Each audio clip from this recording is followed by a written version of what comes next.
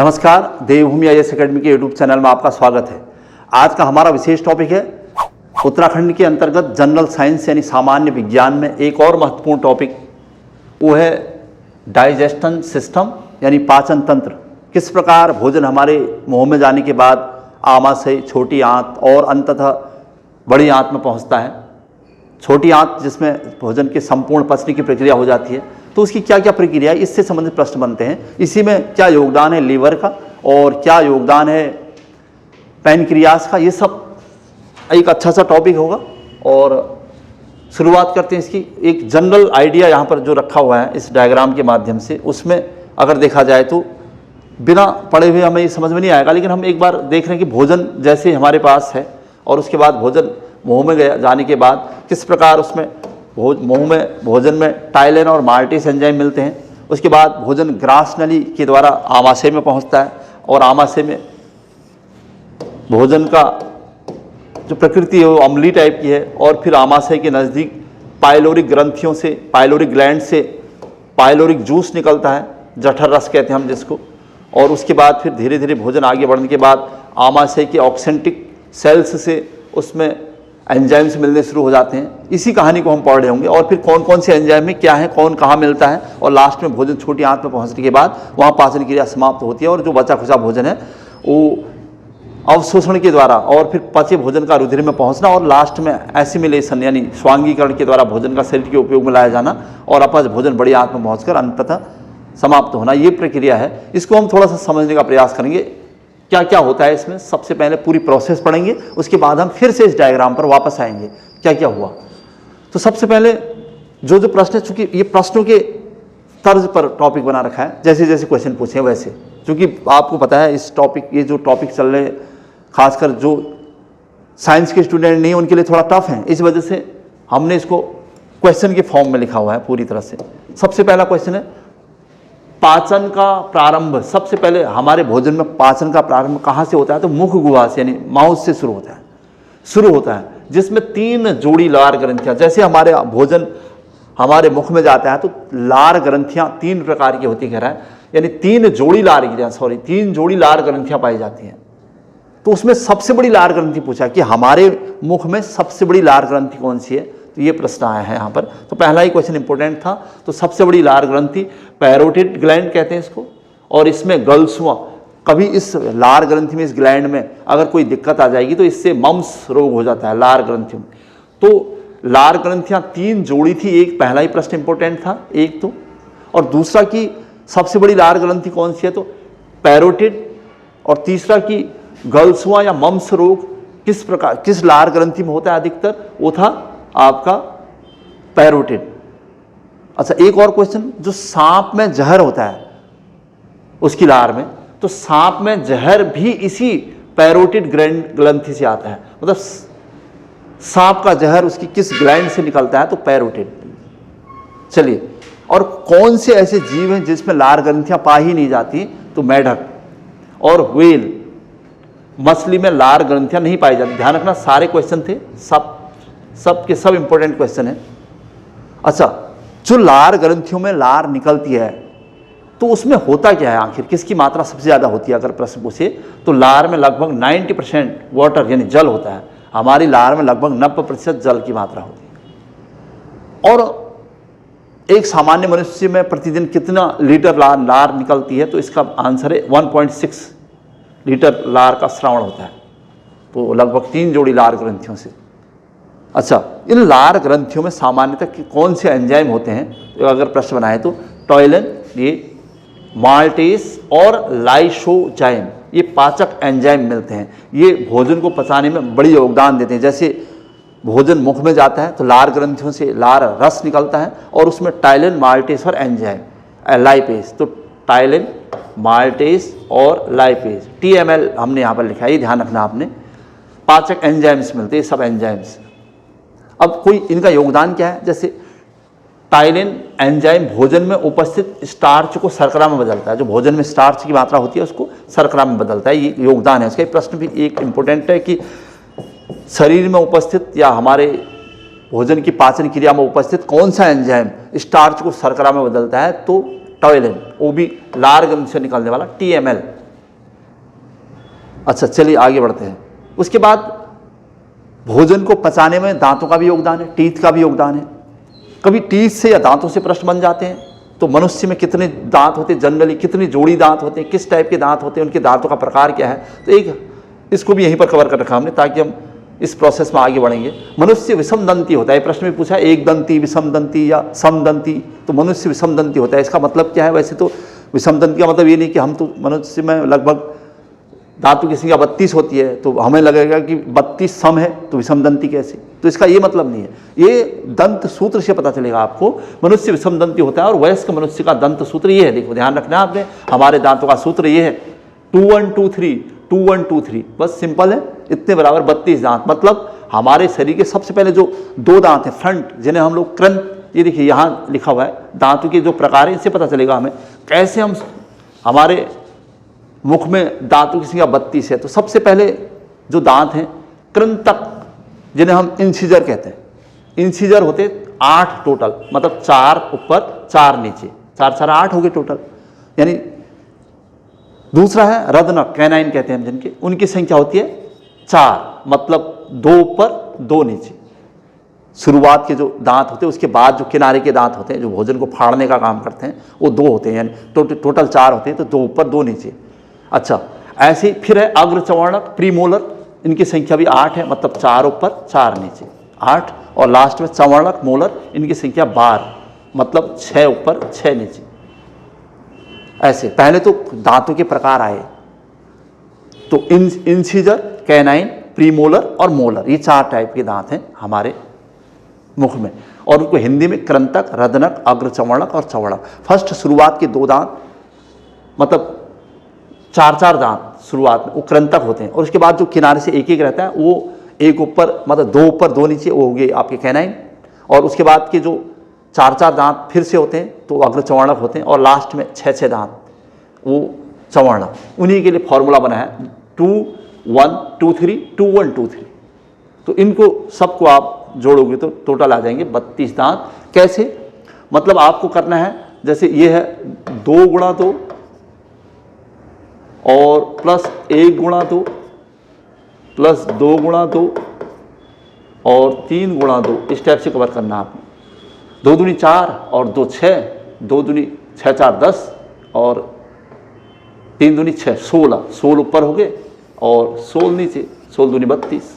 तो सबको 2 से गुणा कर देना है आपने एक हिसाब से, फॉर्मूले के हिसाब से। तो 2 1 2 3 अपॉन 2 1 2 3 इसका फॉर्मूला है, टोटल 32। और 4 टाइप के दांत थे, इंसिजर, कैनाइन, प्रीमोलर, मोलर। बस बच्चों में अंतर ये होता है कि बच्चों में टोटल 20 ही दांत माने जाते हैं, तो इसमें 2 1 0 2 हो जाता है। अब उनका सूत्र 2 1 0 2, बच्चों का ये हो जाता है, बच्चों का दंत सूत्र ये होगा। तो इसमें मैंने कहा था हर अंक को आपको 2 से गुणा करना है, तो 2 गुणा 1 2 हो जाएगा, प्लस 1 गुणा 2 प्लस 0 गुणा 2 और प्लस 2 गुणा 2, तो 2 दूनी 4 प्लस 1 2 6 और 6 2 2 दूनी 4 6 4 10 10 और 10 20, यानी बच्चों में 20 दांत होते हैं। ध्यान रखना, हमारे में 32 होते थे तो ये फॉर्मूला था 2 1 2 3, और बच्चों में होते हैं 20 तो 2 1 0 2 2 1 0 2, ये बच्चों के दंत का सूत्र है। तो कुल मिला के आपकी शुरुआत, आपके मुख में दांतों की संख्या 32 और उसका फॉर्मूला था, और दांतों के प्रकार थे 4। अब इससे कोई प्रश्न तो नहीं बना, देखो यहाँ पर लिखा भी है, मनुष्य में 20 दांत 2 बार और 12 दांत 1 बार निकलते हैं। अच्छा, टोटल भाई 20 10 30 2 32 दांत हुए, तो 20 दांत 2 बार निकलते हैं लाइफ में, और 12 दांत केवल 1 ही बार निकलते हैं। अच्छा, इनेमल, एक शब्द प्रश्न पूछा है, इनेमल दांत की ऊपरी परत होती है, मतलब जो दांत की सबसे ऊपरी परत है तो इसे इनेमल कहते हैं, जो मानव शरीर का कठोरतम भाग है। ये अच्छा सा प्रश्न है फिर से, मानव शरीर का कठोरतम भाग क्या है? तो इनेमल, यानी दांत की ऊपरी परत। अच्छा, खैर हमने पढ़ा कि सबसे पहले भोजन हमारे मुख में गया तो मुख में ग्रास नली से उसमें TAL 3 एंजाइम मिले, उनको हमने नाम दिया था। उसके बाद भोजन को चबाने में, यानी भोजन को काटने में दांतों का योगदान था, तो मनुष्य का दंत सूत्र और बच्चों का दंत सूत्र ये कवर किया हमने। और दांतों के प्रकार 4 टाइप के दांत कवर किए, और उसमें भी 20 दांत 2 बार और 12 दांत 1 बार आते हैं, ये पता चला हमें। और शरीर का सबसे कठोरतम भाग दांतों में इनेमल होता है, ये पता चला। अच्छा, अब मुख के बाद भोजन ग्रासनली द्वारा आमाशय में पहुंचा। अब ग्रासनली जो कि भोजन को ले जाती है आमाशय तक, तो भोजन आमाशय में पहुंचता है जहां पाइलोरिक यानी जठर ग्रंथि से जठर रस पीला येलोइश कलर होता है उसका निकलता है, जो अम्ली टाइप का होता है। मतलब भोजन को आमाशय में अम्ली बना देता है। कौन? ये जठर रस। और ये जठर रस यानी गैस्ट्रिक जूस कहते हैं हम इसको। ये निकलता कहाँ से? पाइलोरिक यानी जठर ग्रंथि से आमाशय में पहुंचता है भोजन जब तब। अच्छा, मतलब आमाशय प्रोटीन पाचन का मुख्य स्थान है। मतलब हमारे भोजन में जितने भी प्रोटीन है उनका पाचन आमाशय में ही हो जाता है, जबकि कार्बोहाइड्रेट का पाचन यहाँ नहीं होता। ध्यान रखिएगा, हमारे शरीर में भोजन के द्वारा जितने भी प्रोटीन से जा रहे हैं उनका पाचन आमाशय में हो जाता है, और जबकि कार्बोहाइड्रेट का पाचन नहीं होता है। इसका मतलब आमाशय के बाद भोजन में और प्रक्रिया है, और प्रोसेस आगे बढ़ती रहती है। और भोजन जब आमाशय में पहुंचता है, आमाशय में भोजन लगभग 4 से 5 घंटे रहता है, ये कहा जाता है। मेन प्रोसेस यहीं शुरू होती है। भोजन आमाशय में अम्लीय हो जाता है। किसकी वजह से? पाइलोरिक यानी जठर ग्रंथि से निकलने वाले जठर रस की वजह से। ये रंग में पीला होता है और ये अम्लीय होता है, तो इसे भोजन को अम्लीय बना देता है। अच्छा, जो गैस्ट्रिक जूस होता है, जठर रस होता है, इसमें क्या होता है? जठर रस में, इस जठर रस से 2 एंजाइम निकलते हैं, पेप्सिन तथा रेनिन। PR कहते हैं हम इसको। मैंने पहले आपको TAL कहा था, टाइलिन माल्टेस अमाइलेस, और यहाँ पर है पेप्सिन और रेनिन। यानी जठर रस जो कि गैस्ट्रिक जूस है उसमें कौन से एंजाइम होती है, प्रश्न पूछा गया है, तो PR पेप्सिन और रेनिन। मतलब आमाशय में जो 4 और 5 घंटे भोजन रहता है, तो उसमें सबसे पहले जैसे ही भोजन वहाँ पहुँचता है तो वहाँ प्रोटीन का पाचन होता है, और उसमें गैस्ट्रिक जूस से गैस्ट्रिक ग्लैंड से गैस्ट्रिक जूस निकलता है। गैस्ट्रिक जूस में क्या होता है? उसमें पेप्सिन और रेनिन एंजाइम होते हैं। अच्छा, और आमाशय के पास और क्या प्रोसेस होती है इस 4 और 5 घंटे की अवधि में? आमाशय में ऑक्सेंटिक सेल्स से, मतलब आमाशय की ऑक्सेंटिक सेल्स से HCl निकलता है वहाँ, जो भोजन को अम्लीय बना देता है। अच्छा, भोजन को अम्लीय बनाने का काम कौन करता है? तो HCl। मतलब HCl भोजन में कहाँ मिलता है? तो आप कहोगे आमाशय में मिलता है। वो भोजन को एसिडिक बना देता है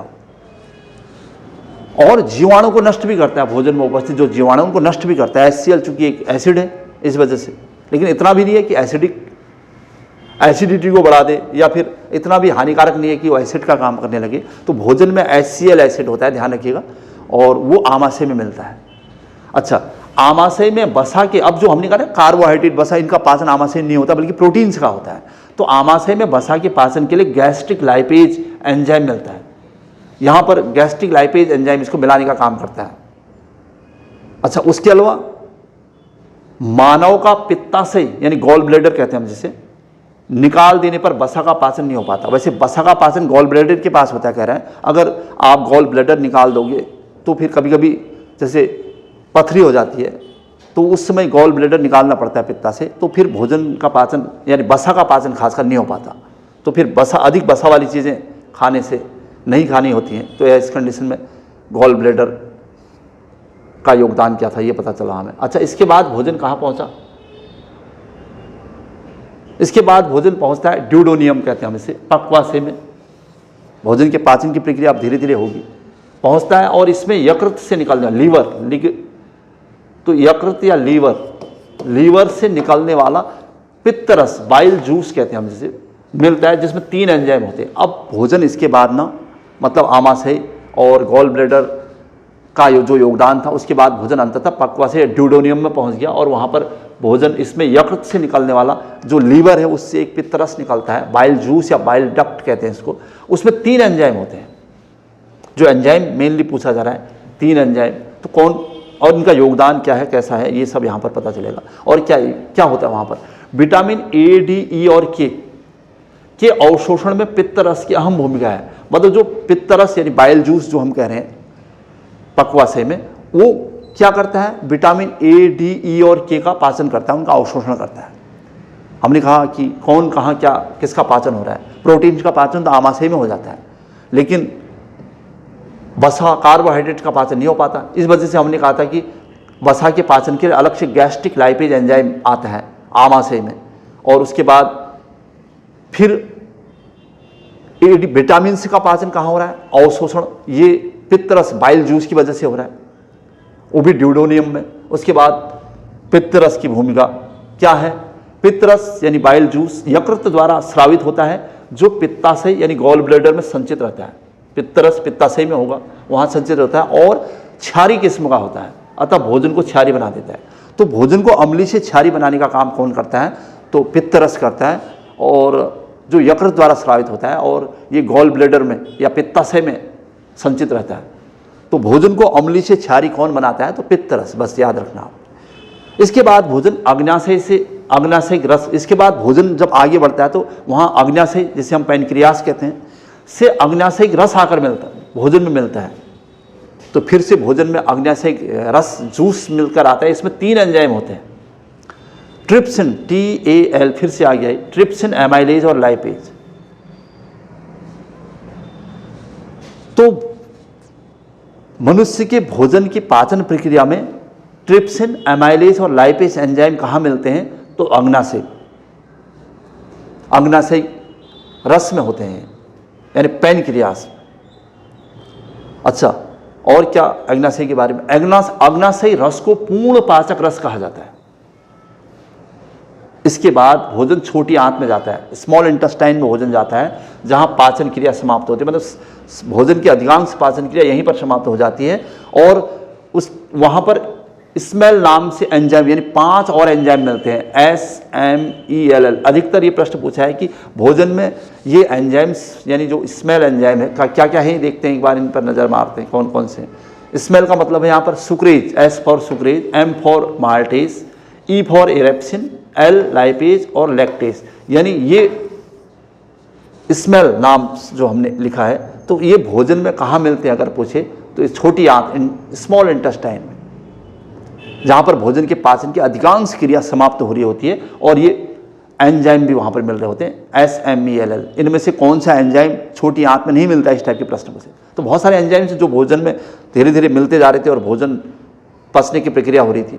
और फिर जैसे हमने कहा कि लीवर की बड़ी भूमिका है यहाँ पर, क्योंकि लीवर या यकृत जिसे हम कह रहे थे, उससे पित्तरस निकल रहा था, और पित्तरस पित्ताशय गॉल ब्लैडर के पास संचित रहता था और भोजन को क्षारी बना रहा था। तो चूंकि पित्तरस भोजन को क्षारी बनाने का काम करता है, और अग्न्याशय जो अग्न्याशयिक रस आता है उसमें 3 एंजाइम आ रहे थे, और वो पूर्ण पाचक रस कहलाता है, और उनका योगदान। अब जैसे यकृत से क्या प्रश्न बने हैं अलग से,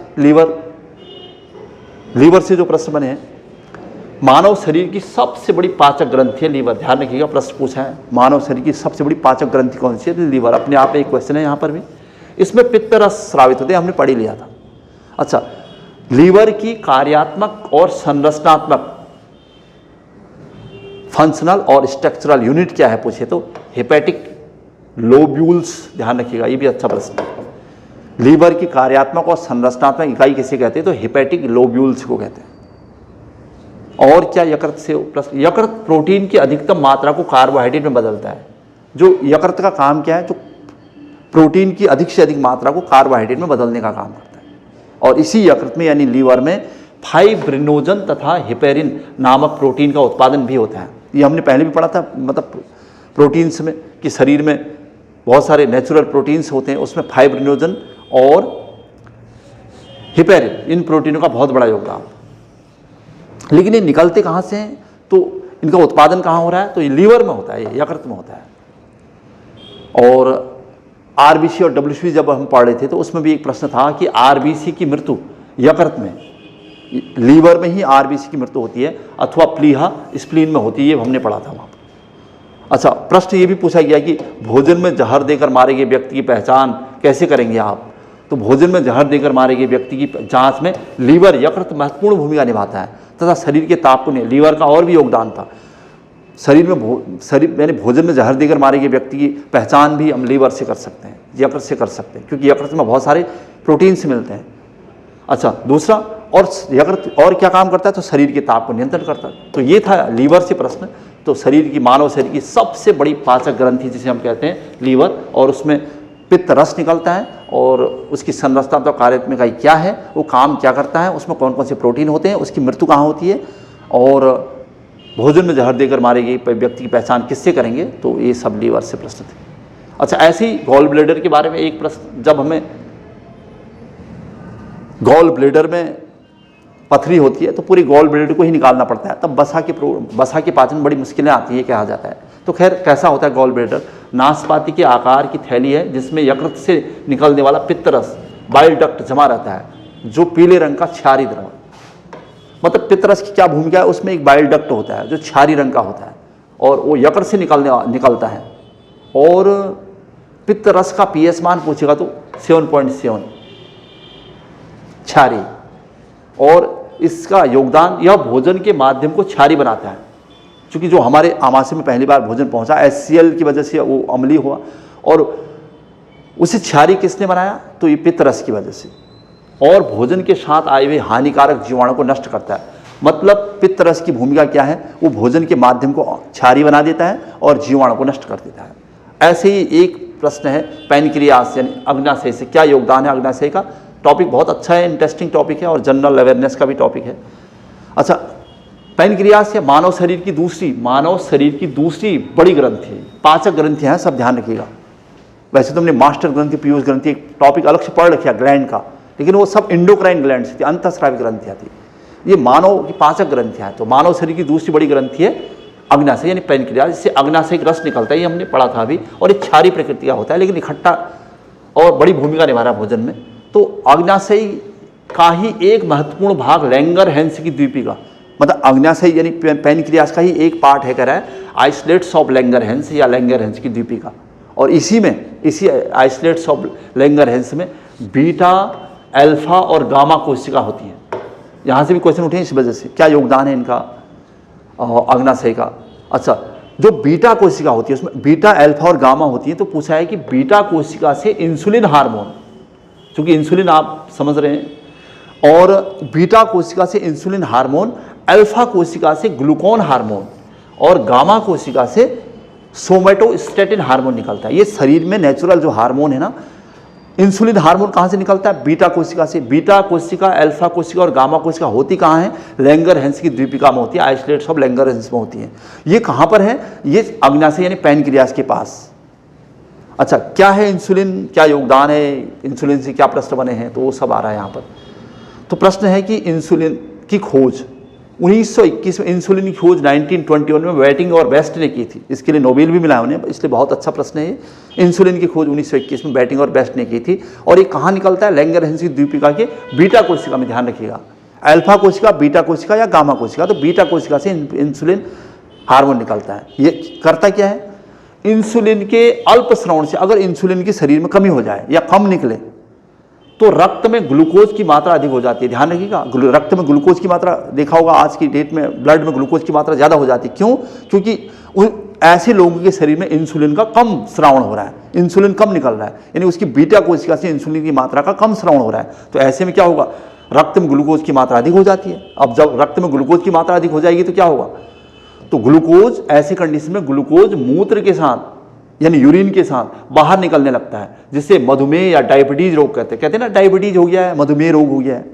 विश्व मधुमेह दिवस, मधुमेह रोग कब होता है, क्या सारे प्रश्न बने रहते हैं कहीं ना कहीं। तो अब तो मधुमेह एक बहुत बड़ी बीमारी है। तो किसकी वजह से होता है डायबिटीज या मधुमेह? किसकी वजह से होता है? तो इंसुलिन के स्रावन की वजह से। तो प्रश्न था कि इंसुलिन के अल्प यानी कम इंसुलिन निकले बीटा कोशिका से तो ग्लूकोज की मात्रा अधिक हो जाएगी। ऐसे में ग्लूकोज मूत्र के ज़्यादा हो जाएगी तो ग्लूकोज मूत्र के साथ यानी यूरिन के साथ बाहर निकलने लग जाएगा। तो इसे कहते हैं मधुमेह या डायबिटीज।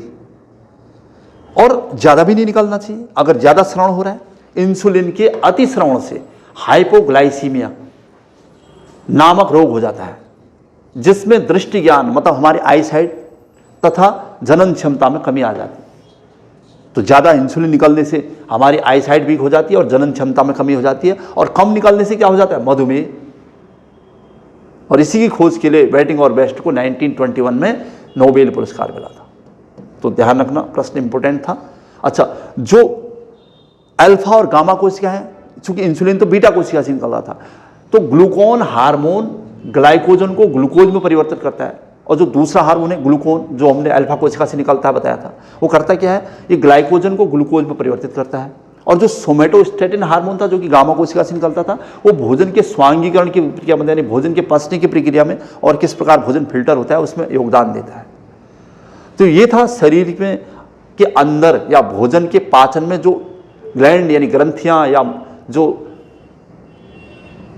हार्मोन्स भूमिका निभा रहे थे वो उनके बारे में। तो इसमें हमने पैनक्रियास पढ़ा, गॉल ब्लैडर पढ़ा और यकृत लीवर पढ़ा, और इसके बाद क्या इनका योगदान है, कौन से हार्मोन या एंजाइम कहाँ से निकले थे ये पता चला। अच्छा, कुछ और एक्स्ट्रा क्वेश्चन यहाँ पर प्रश्न बने हैं। तो मानव शरीर के जैसे क्वेश्चन बनाया नोट करके, मानव शरीर के प्रमुख उत्सर्जी अंगों में यकृत लीवर के अलावा किडनी हम जिसे वृक्क कहते हैं, त्वचा स्किन तथा फेफड़े भी हैं, ये भी उत्सर्जी अंगों में माने जाते हैं। मतलब लीवर तो है ही कह रहा है। तो त्वचा अगर शरीर का सबसे बड़ा भाग किसका है तो स्किन का है, त्वचा का है, क्योंकि ये भी क्वेश्चन बना है। अच्छा, एक प्रश्न है किडनी से, जिसे हम वृक्क कह देते हैं। किडनी या वृक्क का वजन लगभग 140 ग्राम होता है। ध्यान रखिएगा, मनुष्य की किडनी का वजन 140 ग्राम होता है, और प्रत्येक किडनी लगभग 1,30,000 वृक्क नलिकाओं से मिलकर बनी होती है।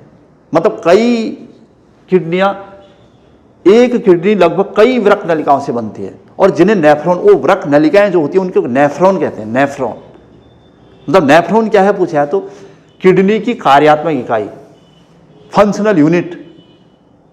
नेफ्रॉन क्या है तो किडनी की कार्यात्मक इकाई या फंक्शनल यूनिट है, ध्यान रखना है। ये भी प्रश्न पूछा है। अच्छा, एक तो किडनी का वजन कितना होता है 140 ग्राम, जैसे बनेगा तो 1400 ग्राम मनुष्य के मस्तिष्क का वजन होता है, वैसे ही 140 ग्राम किडनी का वजन होता है। और जो किडनी में वृक्क नलिकाएं बनी होती है उनको क्या कहते हैं तो नेफ्रॉन कहते हैं। अच्छा, किडनी की कार्यात्मक इकाई को क्या कहते हैं तो मतलब नेफ्रॉन कहते हैं, ध्यान रखना। अच्छा, और नेफ्रॉन की एक प्यालीनुमा रचना बोमेन संपुट कहलाती है। मतलब जो नेफ्रॉन की एक आकृति बनी होती है प्यालीनुमा जैसी, तो उसे कहते हैं बोमेन संपुट। क्या करती है किडनी शरीर में, रक्त को शुद्धिकरण का काम करती है, ये हमने जनरली सुना होता है।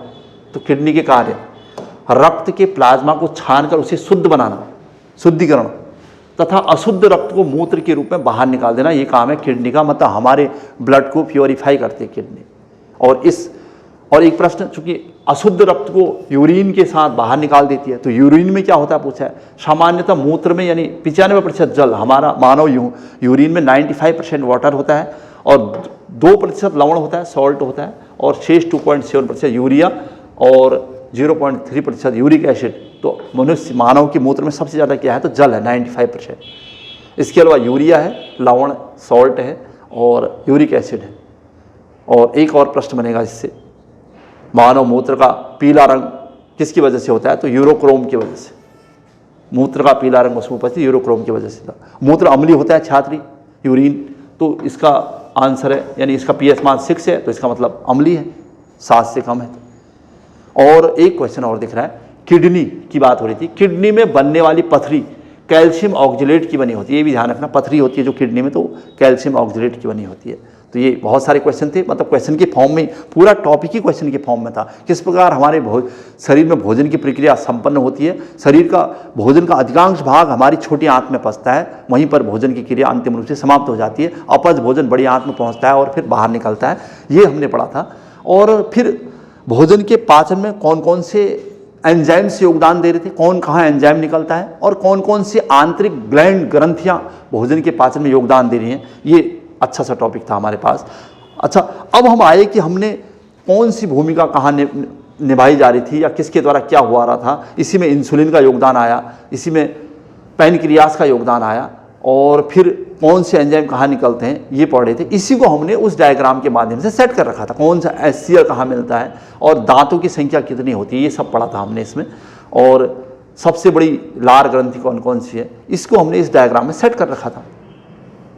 तो इसको 1 मिनट के लिए हम इस बार फिर से, जैसे भोजन सबसे पहले मुंह में गया तो मुंह में टाइलिन और मार्टेस एंजाइम मिले, उसके बाद भोजन ग्रास नली द्वारा कहाँ पहुँचा, आमाशय में पहुँचा। आमाशय में भोजन 4 से 5 घंटे रहता है, मतलब भोजन की अधिकांश प्रक्रिया यहीं पर होती है।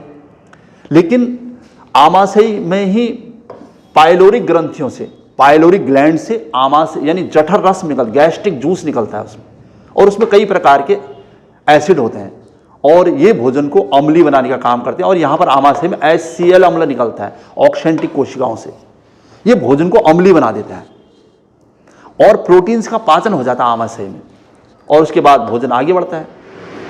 और फिर भोजन में पक्वाशय यानी ड्यूडोनियम में पहुंचता है, ये कह रहे थे हम। और यकृत से पित्तरस भी मिलता है भोजन में, ये भोजन को क्षारी बना देता है। उसके बाद अग्नाशयी यानी पैनक्रियास से पैनक्रियासिक जूस निकलता है, उसमें कई एंजाइम होते हैं, TAL पढ़ा था हमने वो एंजाइम। उसके बाद भोजन छोटी आंत में पहुंचता है और छोटी आंत यानी स्मॉल इंटेस्टाइन, यहाँ पाचन क्रिया समाप्त होती है और यहाँ पर स्मेल SMEL, ये 5 एंजाइम से निकलते हैं और भोजन तो पच जाता है, लेकिन जो अपच भोजन है आगे चलकर उसमें अवशोषण की प्रक्रिया होती है और फिर पचे हुए भोजन का रुधिर अवशोषण, मतलब पचा हुआ भोजन शरीर में पहुंचना और अपच भोजन उससे बाहर की तरफ जाना, और अपच भोजन चला जाता है स्वांगीकरण एसिमिलेशन की प्रक्रिया के लिए। और यहाँ पर एसिमिलेशन होता है मतलब भोजन का शरीर के उपयोग में लाया जाना, जो भोजन रक्त के रूप में शरीर में उपयोग में आएगा तो और अपच भोजन इसके बाद बड़ी आंत में चला जाएगा, अपच भोजन बड़ी आंत में पहुँचता है और उसके बाद भोजन की प्रक्रिया समाप्त हुई है और वो बाहर निकलता है। तो पचा हुआ भोजन छोटी आंत में और फिर धीरे धीरे अवशोषण और स्वांगीकरण के द्वारा भोजन शरीर के उपयोग में आता है और अपच भोजन बड़ी आंत के द्वारा और फिर अंततः बाहर निकल जाता है। बस इतना सा प्रोसेस। ये था हमारा आज का टॉपिक, जिसमें हमने लीवर और पैनक्रियास, किडनी, इनका योगदान देखा और उससे संबंधित जितने भी मैक्सिमम क्वेश्चन बन सकते हैं वो कवर किए। आज की क्लास यहीं पर समाप्त हो रही है। जय हिंद, जय उत्तराखंड।